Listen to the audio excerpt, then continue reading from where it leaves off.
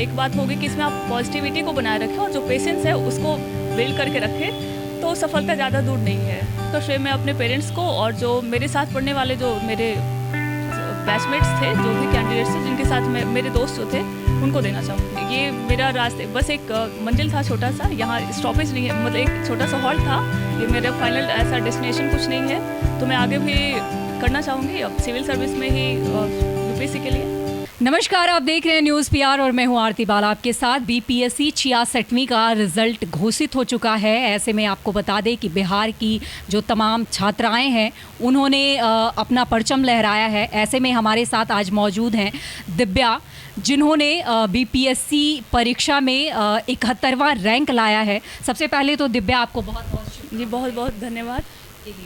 दिव्या, सबसे अहम सवाल हो जाता है क्योंकि अब आपने सिर्फ पटना का ही नहीं बल्कि पूरे बिहार का आप गौरव बन गई हैं, और ऐसे में आप क्या कहना चाहेंगी अपनी सफलता को? सफलता को लेकर मैं कहना चाहूँगी, मैं इसका श्रेय देना चाहूँगी अपने ये थ्रू आउट जो जर्नी मेरे साथ लोग रहे हैं, मैं उनको ये श्रेय देना चाहूँगी। मैं इस हॉस्टल में रह रही थी पिछले 4 सालों से, तो यहाँ का जो प्रॉपर एम्बियंस था वो पढ़ाई में बहुत ही सहायक हुआ। डायरेक्टली तो नहीं लेकिन इनडायरेक्टली इसका इम्पैक्ट मेरी पूरी पढ़ाई में पड़ा। शांति और जो माहौल मुझे मिला है वो बहुत सही था। और इसके अलावा ये तो यहाँ की बात हुई, और इसके अलावा इसका श्रेय मैं अपने पेरेंट्स को और जो मेरे साथ पढ़ने वाले जो मेरे बैचमेट्स थे, जो भी कैंडिडेट्स थे जिनके साथ मेरे दोस्त जो थे, उनको देना चाहूँगी। दिव्या, 71वीं रैंक लाना बहुत डिफ़िकल्ट टास्क होता है। 71वीं आपने रैंक लाया है, लेकिन इसके पीछे का जो सफ़र रहा और कठिन जो आपने तैयारी की, उसके बारे में क्या? हाँ, जर्नी को तो बोला ही जा सकता है कि वो अप्स डाउन से भरा पूरा है, वो रहेगा। और आप जैसे एक सिविल एडमिनिस्ट्रेशन में आने की बात करते हैं तो आपको इसके लिए पूरी तरीके से तैयार होना चाहिए कि आपको तमाम अप्स एंड डाउन्स जो है उसको बहुत ही पॉजिटिवली हैंडल करना पड़ेगा। क्योंकि ये जो जर्नी है एक कंप्लीट जर्नी है, जहाँ कि आपको बहुत ही नेव से शुरुआत होकर, बहुत ही ग्राउंड से शुरुआत होकर आपको उस लेवल तक जाना होता है। और जैसा कि बीपीएससी का पैटर्न रहा है, ये कभी कभी एग्ज़ाम का कैंसिल होना, डिले होना, तो जो कैंडिडेट्स होते हैं उनको बहुत ही डीमोटिवेट करता है। लेकिन मैं बस एक बात होगी कि इसमें आप पॉजिटिविटी को बनाए रखें और जो पेशेंस है उसको बिल्ड करके रखें, तो सफलता ज़्यादा दूर नहीं है। दिव्या, कितने घंटे का मेहनत है ये जो इस तरह से बड़े पैमाने पे रंग लेकर आया है? कैसे पढ़ाई करती थी आप? कैसे कितने घंटे का आपका शेड्यूल रहता था? इसके बारे में क्या कहेंगी? पढ़ाई को लेकर मेरा कुछ ऐसा टाइट शेड्यूल नहीं था। मतलब 8 घंटे हो जाना चाहिए एवरेज पढ़ाई, और ये पढ़ाई तब होना चाहिए जब आप इंटरेस्ट हो पढ़ाई में। मीन्स आप कंपेल ना करें खुद को पढ़ने के लिए, जब आपको अच्छा लगे तब आप पढ़ें। आप 2 घंटे अगर लगातार पढ़े रहें तो उसके बाद 10 मिनट का 15 मिनट का ब्रेक खुद को दें, और इस तरीके से इंटरेस्ट को बना के, और कंसंट्रेशन एक बहुत बड़ी चीज़ है इसमें, तो आप ऐसे किया जा सकता है कुछ खास। अब इसके बाद 66वीं की जो मतलब आपने क्रैक किया है एग्ज़ाम, इसके बाद आगे का? फ़िलहाल तो मैं सोच नहीं पा रही हूँ, लेकिन मुझे आगे ये मेरा रास्ते बस एक मंजिल था छोटा सा, यहाँ स्टॉपेज नहीं है, मतलब एक छोटा सा हॉल्ट था। ये मेरा फाइनल ऐसा डेस्टिनेशन कुछ नहीं है। तो मैं आगे भी करना चाहूँगी अब सिविल सर्विस में ही यूपीएससी के लिए। और जो भी मतलब आपसे जो प्रेरणा लेने वाले जो स्टूडेंट हैं, जो बहुत सारे ऐसे हैं जो इसके लिए फ़ाइट कर रहे हैं, उनको क्या? उनको बस मैं 2 बातें कहना चाहूँगी कि आप इस जर्नी में अगर आप आना चाहते हो, अगर एक सिविल एडमिनिस्ट्रेशन इस फील्ड में आना चाहते हो, तो आपको अपने अंदर एक पॉजिटिविटी और एक पेशेंस, ये 2 चीज़ें हैं जो डेवलप करनी पड़ेगी। क्योंकि माइंड ऑलमोस्ट सबका एक जैसा होता है, एवरेज ही होता है। बहुत कम ही लोग होते हैं जो एक्स्ट्राऑर्डिनरी होते हैं, बहुत ही शार्प माइंडेड होते हैं।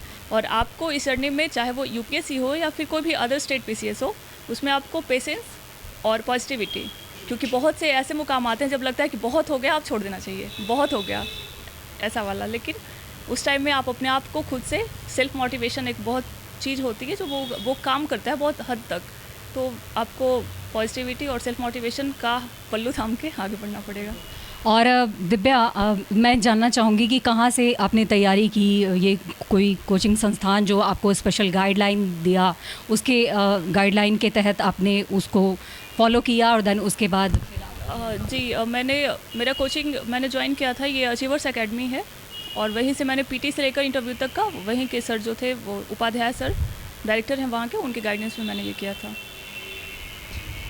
और दिव्या, बात करूं मैं यहाँ के 4 साल के ड्यूरेशन की, एंजल गर्ल्स हॉस्टल है जहाँ पे आप 4 साल आपने बिताया है, यहाँ के माहौल, यहाँ के इन्वायरमेंट के बारे में क्या कहना चाहेंगे? किस तरह के जैसा मैंने पहले भी आपको बताया कि वो बहुत ही एम्बियंस यहाँ का बहुत सही था। मतलब शांति जो चाहिए आपको चाहिए, प्रॉपर फूडिंग सब सही है। मतलब पढ़ाई करना है आपको, यहाँ प्रॉपर इन्वायरमेंट है, कोई किसी तरीके का कोई डिस्टर्बेंस नहीं है। ओनर है बहुत हेल्पफुल है, और बाकी जो वार्डन जो भी है स्टाफ बहुत ही हेल्पफुल है, बहुत ही आपके कोऑपरेटिव है, तो सही है। और आपकी मेहनत और ऐसा एम्बियंस मिल जाए तो फिर सफलता आगे। ठीक है, आगे और भी बहुत सारे ऐसे लोग हैं जो आपसे प्रेरणा लेंगे और आगे बढ़ेंगे। एक कहा जा सकता है कि एक प्रेरणा का स्रोत बनी है आप लोगों के लिए, तो आप ऐसे लोगों को क्या, मतलब जाते जाते क्या कहना चाहेंगे कि आप किस तरह से तैयारी करें? क्योंकि बहुत लोग होते हैं जो हार्ड वर्क सोच के कि हार्ड वर्क करना है और स्मार्टली पढ़ाई नहीं कर पाते हैं, और बहुत सारा ऐसा अटैम्प्ट होता है उनका कि वो थोड़े से के लिए चूक जाते हैं। ठीक है, तो आपने क्रैक किया है, तो आप क्या ऐसा मंत्रा देना चाहेंगी कि जो लोग मतलब इस तरह से फ्रस्ट्रेट हो जाते हैं कि इतना अटैम्प्ट किया, मैंने तैयारी की, तैयारियाँ उन लोगों ने की है, लेकिन वो स्मार्ट तरीके से तैयारी नहीं कर पाते हैं, जिसकी वजह से वो पिछड़ जाते हैं, ऐसे लोगों के लिए क्या? इस बारे में मैं कहना चाहूँगी, ऐसा कोई मंत्रा नहीं है जो आपको सक्सेस दिला दे, लेकिन सबसे बड़ी चीज़ है कि आप खुद को पहचानें, अपने स्ट्रेंथ और वीकनेस को। और स्ट्रेटजी हर इंडिविजुअल की डिफरेंट होती है, जो मेरे लिए काम कर गया वो शायद किसी और के लिए वो सही ना हो।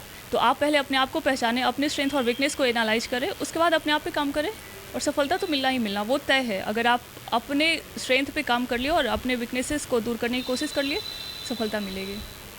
और ओके, बहुत बहुत धन्यवाद, थैंक यू आपका हमारे से बात करने के लिए। तो ये थी हमारे साथ दिव्या, और इन्होंने बताया है कि कोई ऐसा मंत्रा नहीं है कि आपको बता दिया जाए और आप इस एग्ज़ाम को क्रैक कर लो। इसमें सबसे ज़्यादा अहम होता है हार्ड वर्क, लेकिन ऐसा नहीं है कि आप दिन रात पढ़ते जा रहे हैं। आपको सही गाइडलाइंस मिले और सही तरीके से आप पढ़ते हैं तो आप बहुत कम समय में ही सही चीज़ों को गेन कर पाते हैं, और उसके बाद ये एग्ज़ाम जो है वो क्रैक करना आपके लिए मुश्किल नहीं बन जाता है। तो ये थी हमारे साथ दिव्या, और आप यूँ ही बने रहें न्यूज़ प्यार के साथ।